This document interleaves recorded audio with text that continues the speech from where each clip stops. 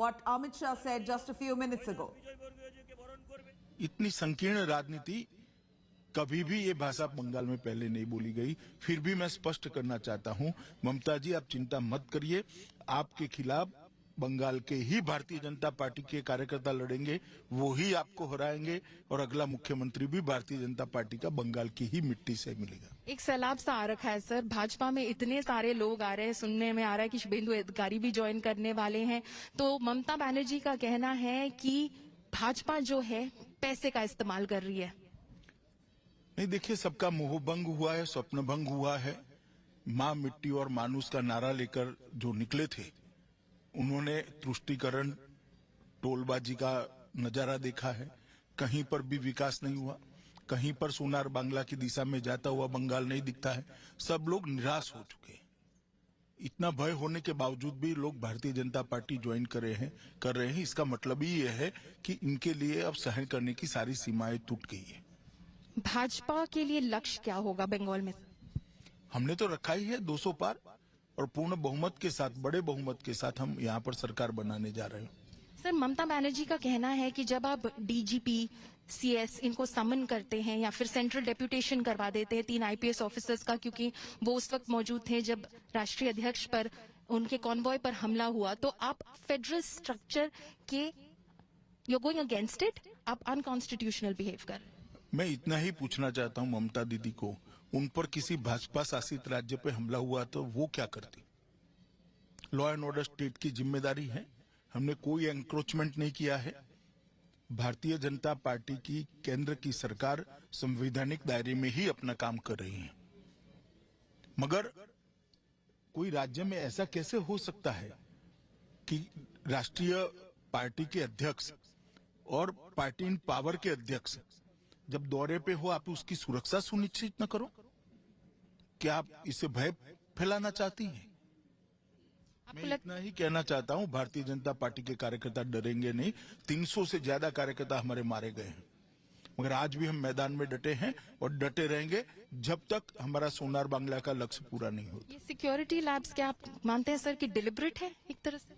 मैंने ऐसा नहीं कहा। जब वो लोग कल गए थे वीडियो कॉन्फ्रेंस से डीजीपी और चीफ सेक्रेटरी, होम सेक्रेटरी के सामने, और उन्होंने चर्चा करी, रिपोर्ट आएगी मेरे पास तब मैं देखूंगा इसको। सर, भाजपा का जो एक प्रतिनिधि दल है वो इलेक्शन कमीशन के पास भी कहा कि सेंट्रल फोर्सेस का डिप्लॉयमेंट हो जाना चाहिए, यहां तक कि मॉडल कोड भी जल्द से जल्द under section 15 of the representation of people's act लागू हो जाना चाहिए, ऑलमोस्ट 6 महीने पहले इलेक्शन से।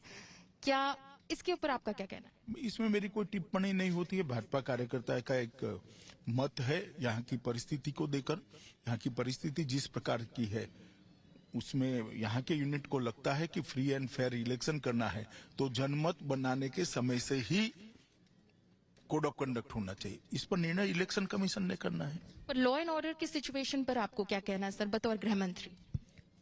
देखिए, मैं एक भाजपा कार्यकर्ता के नाते इतना ही पूछना चाहता हूं ममता दीदी को कि देश में कोई ऐसा राज्य नहीं है जहां 1.5 साल के अंदर 300 से ज्यादा कार्यकर्ताओं की हत्या हुई,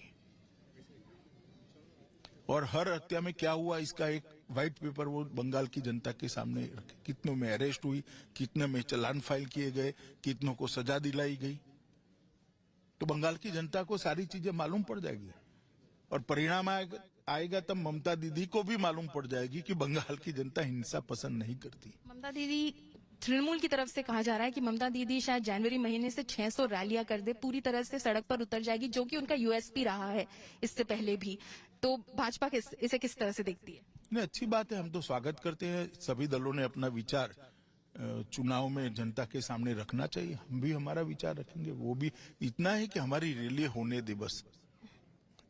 उनकी रैली तो हो जाएगी क्योंकि वो पावर में है, मगर दूसरी पार्टियों की रैलियां जब होती है तो ना परमिशन मिलती है, ना हेलीकॉप्टर उतरने की परमिशन मिलती है, ना भीड़ को आने की परमिशन मिलती है। गांव में रोक दिया जाता है, रोड पर रोक लिया जाता है।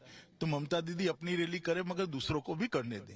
एक ममता दीदी और इस लोकेशन को जोड़ते हुए सवाल है सर कि आप एक किसान के घर में भोजन कर रहे थे इस वक्त। ममता दीदी जो पावर में आई 2011 में, एक किसानों की नेत्री के तौर पर आई, नंदीग्राम और शिंगूर के बलबूते पर आई, तो आप लगता है वो इमेज, वो परसेप्शन आप ब्रेक कर पाएंगे? देखिए, यहाँ पर प्रधानमंत्री आवास योजना का घर तो दिखाई पड़ता है, मगर प्रधानमंत्री ने भेजा हुआ 6,000 रुपया इनको नहीं मिलता है, क्योंकि ममता दीदी रोककर बैठ गई।